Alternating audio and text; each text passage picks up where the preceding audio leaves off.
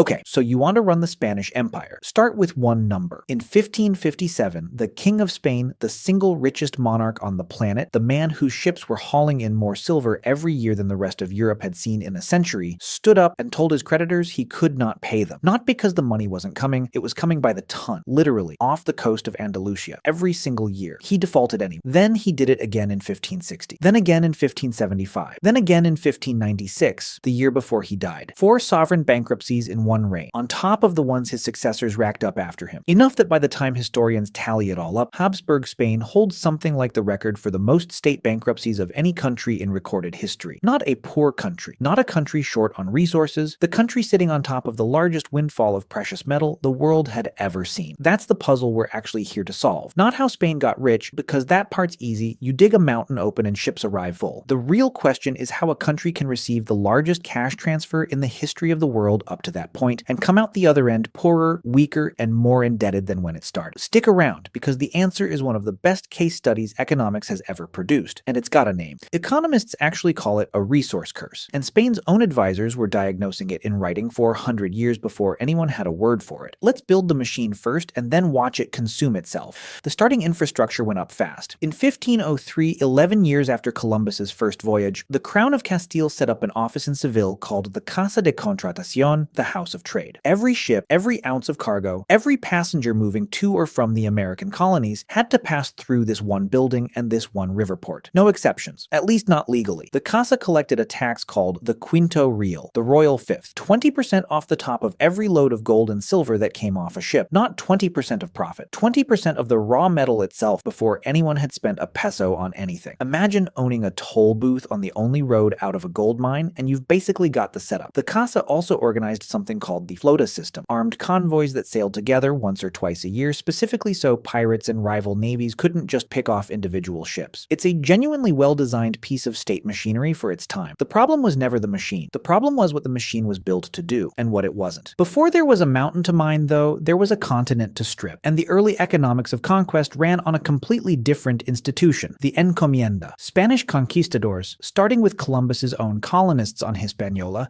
and running through Hernán Cortés in Mexico in the early 1520s, and Francisco Pizarro in Peru a decade later, were granted encomiendas, legal claims not to land exactly, but to the forced labor and tribute of a specific indigenous population living on it. In theory, the encomendero owed his workers protection and religious instruction in exchange. In practice, it was a license to extract whatever gold, food, and labor a region could produce, and it devastated the populations it ran through overwork, disease, and outright violence, well before a single silver mine had been opened. This was the first Spanish colonial business model, and it ran almost entirely on plunder and coerced tribute rather than production. It could make a conquistador spectacularly rich in a single decade. It could not fund a global empire indefinitely because you can only loot a treasury once. Meanwhile, back in Europe, and this matters more than it sounds like it should, the Spanish crown had already built its addiction to foreign credit before a single Peruvian mine was even discovered. In 1519, the young King Charles I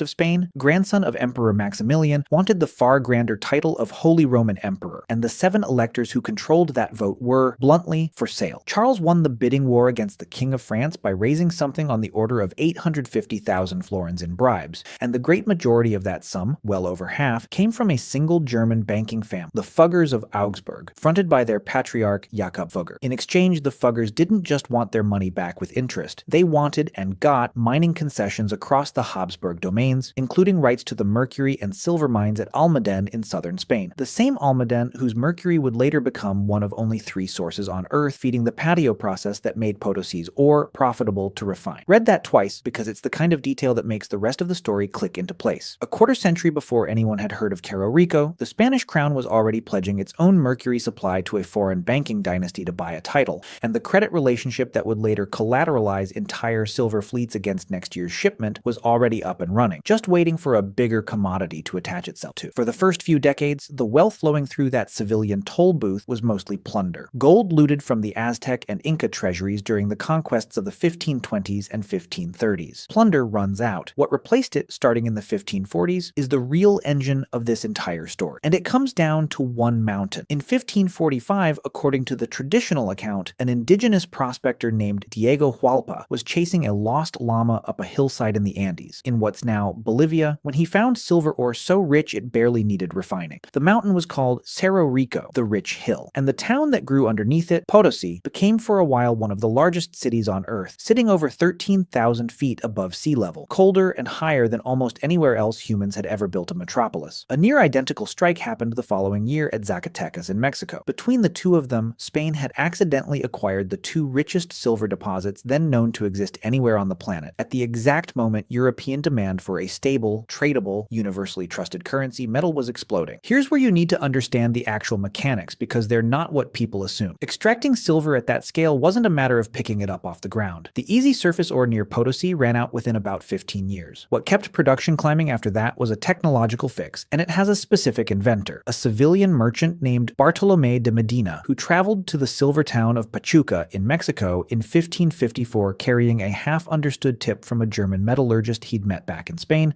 a man he only ever identified as Maestro Lorenzo. Medina spent months experimenting on an open stone patio before he cracked it, crushed the ore fine, spread it in a thick layer on the paved yard, mix in salt, mercury, and a copper sulfate additive called magistral, and drive mules round and round over the mixture for days or weeks to work it through. The mercury binds chemically to the silver in the ore and nothing else, forming an amalgam that can then be heated to drive the mercury back off, leaving purified silver behind. It's slow, it's crude by any modern standard, and it works on low-grade ore that a furnace alone could never touch profitably. Within 20 years, the patio process had spread from Pachuca to Zacatecas to Potosí itself, and it's genuinely the single piece of chemistry that turned a rich but finite ore body into a sustained, multi-generational silver boom. And that technology created an entirely separate, entirely necessary mining operation 200 miles from Potosí, at a mountain called Huancavelica, which happened to sit on one of the largest mercury deposits in the world. Potosí literally could not run without Huancavelica. You had one mine that made the empire rich standing on the back of a second mine, mining a substance so toxic that workers who spent enough time in it developed tremors, madness, and an early death. And everyone at the time called it, not as a metaphor, the mine that eats men. Both mines ran on forced indigenous labor. Spain adapted an existing Inca institution called the mita, a rotational labor draft, and turned it into a system where a set percentage of men from a given region were compelled to work the mines and refineries for months at a stretch for a fraction of a fair wage with no meaningful ability to refuse. This is not a footnote to the economics. It's the actual labor cost structure that made the silver so cheap to extract in the first place, and it's worth sitting with honestly rather than skipping past for the sake of a cleaner story. By 1560, Potosí alone was producing something in the range of 5 million ounces of silver a year, and that climbed sharply higher once the mercury process scaled up in the 1570s. Zoom out across the whole 16th century, and the totals get genuinely hard to picture. Historian Earl Hamilton, working from the Casa de Contratación's own official import records back in the 1930s, calculated that Spain took in something on the order of 200 million pesos of treasure from the Americas over the century, close to 4,000 metric tons of silver, and Hamilton's own numbers are now generally understood to be an undercount, because they only capture what was legally declared and taxed, not the very large quantities that went unrecorded through smuggling or that bypassed Seville entirely later in the story. Whatever the exact figure, the order of magnitude is the same. This is the largest peacetime transfer of monetary metal in recorded history up to that point, arriving at a rate no European economy had ever had to absorb. That silver got minted, mostly in the Americas themselves at mints in Mexico City, and from 1572 onward, at Potosí's own royal mint, into a coin called the Real de a Ocho, 8 reales to the coin, roughly an ounce of silver, known to English speakers as the piece of 8 and to everybody's pirate movies as the coin that made a treasure chest look like a treasure chest. And this coin did something no currency before it had managed. It became genuinely global. Its silver content was reliable enough, and it was minted in high enough volume that merchants from Amsterdam to Manila to Guangzhou would accept it at face value without weighing or testing it first, which in an era of wildly inconsistent local coinages was close to magic. It circulated so widely in Britain's American colonies simply because the mother country never sent enough of its own coin across the Atlantic that the piece of 8 functioned as the de facto currency of colonial America for generations, and it stayed legal tender in the United States by federal law until 1857, 68 years after American independence. Cut 1 into 8 physical wedges to make small change, and you get the American phrase 2 bits for a $quarter,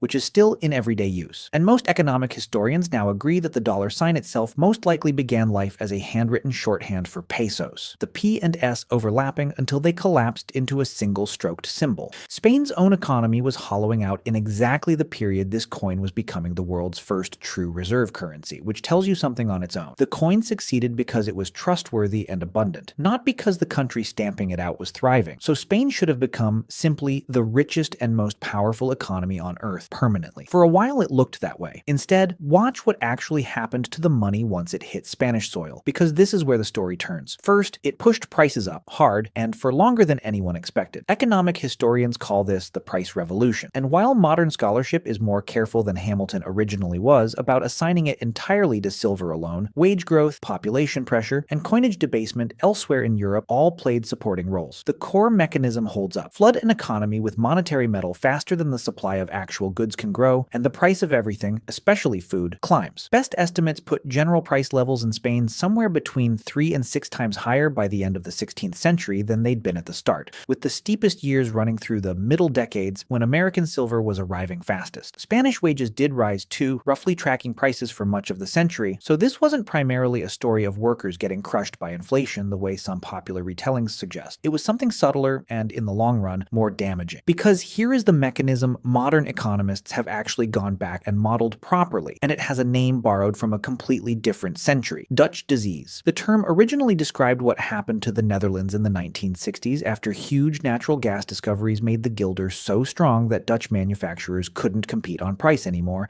and their factories withered while the gas money rolled in. Economic historians Mauricio Drelischmann and Hans-Joachim Voth ran the numbers on 16th century Castile and found the exact same fingerprint 4 centuries earlier. All that incoming silver bid up wages and prices for local goods and services inside Spain, the stuff you couldn't easily import, faster than it bid up the price of tradable goods on the international market, which meant it became relatively cheaper and easier for a Spanish household or a Spanish army to simply buy woolen cloth from Flanders or grain from the Baltic than to buy the equivalent Spanish-made product. Capital and labor followed the money, drifting out of farming and manufacturing and into trade, finance, real estate, and government service, the sectors that profit from silver passing through rather than from producing something to sell against it. You can see this with brutal clarity in one industry Spain actually dominated at the start of the century: wool. Castile ran the finest sheep breeding operation in Europe, the merino, and at its early 16th century peak, the flocks numbered upward of 3 million animals against a Castilian population of barely 4 million people, an industry contemporaries nicknamed Spain's Golden Fleece. And what did Spain do with the best raw wool in the world while it had a captive silver-fueled market of its own colonists across the Atlantic? Mostly it shipped the raw, unprocessed fleece north to the weaving towns of Flanders and later England, who spun it into finished cloth, and a good portion of that finished cloth sailed right back to Spain and its colonies to be sold at the markup Spain itself could have kept. Spain was, in effect, running the raw material economics of a colony, exporting an unprocessed commodity and re-importing the manufactured version at a loss of value on both legs of the trip. At the exact moment, it was also the metropole running a genuine colonial empire on the other side of the ocean. 2 different economic roles running inside the same country, with silver acting as the substance that made it look, for a few decades, like nobody had to notice. Second, and this is the part with the actual bankruptcies in it, none of that silver ever really belonged to the government free and clear because the Habsburg monarchy was fighting almost constant wars against the Ottomans in the Mediterranean, in the Netherlands where a revolt turned into an 80-year war of independence, on and off against France and eventually against England, and wars in the 16th century had to be paid up front, in cash, to mercenary armies and shipbuilders and garrison towns long before any tax revenue or treasure fleet could arrive to cover it. The crown's answer was to borrow, constantly, mostly from banking families in Genoa, through short-term, high-interest loan contracts called asientos, which the bankers were willing to extend specifically because they were collateralized against the next year's expected silver shipment. It's a strikingly modern structure: sovereign debt, backed by a commodity revenue stream, underwritten by a small cartel of specialized foreign financiers, because the crown's own domestic banking capacity simply wasn't deep enough to fund armies at that scale. The trouble is that a system built around next year's shipment collapses the moment next year's shipment is delayed, seized by pirates, smaller than expected, or already spoken for twice over. Philip II inherited debts from his father Charles V that were already unsustainable, defaulted in 1557 within 2 years of taking the throne, defaulted again in 1560, again in 1575 after a war on 2 fronts blew through every projection, and a 4th time in 1596. Each of these wasn't quite the dramatic collapse the word bankruptcy implies today. What actually happened, according to the economic historians who've reconstructed the process from the surviving account books, was a forced renegotiation called a medio general, where the crown converted its expensive short-term asiento debt into cheaper long-term government bonds called juros, usually usually with the bankers eating a real loss on the principal, something in the range of 30 to 60% depending on the settlement. Then, once the dust settled and the next silver fleet started arriving on schedule, the same Genoese bankers who'd just taken a haircut would extend fresh credit within a year or two, because lending to the King of Spain at 15% interest, even a king who'd just stiffed you, still beat most of the alternatives available in 16th century Europe. It's less a story of a broke king and more a story of an addiction that both sides kept feeding, 4 separate times in one reign, because both sides judged, correctly as it turned out, that the relationship was more valuable to keep going than to walk away from. And remember the Fuggers, the family that bought Charles V his imperial crown back in 1519 and took the Almaden mercury mines as their fee. They didn't escape clean either. By the time the first of these bankruptcies hit in 1557, the family patriarch Jakob was long dead, and it was his grandnephews running the business, still heavily exposed to Habsburg debt because the crown's finances had never stopped being their single biggest client. The 1557 default and its aftermath badly damaged the firm's finances, and the family never fully recaptured the towering position it had held at the height of Jakob's career. Within a couple of generations, one of his descendants was reduced to selling off the family's art collection to keep the business afloat. The same credit relationship that had once been powerful enough to buy an emperor his throne eventually helped sink the family that built it, which is about as clean a moral as 16th century finance ever hands you for free. Third, and this is the part that turns the whole story into something closer to global economics than local economics,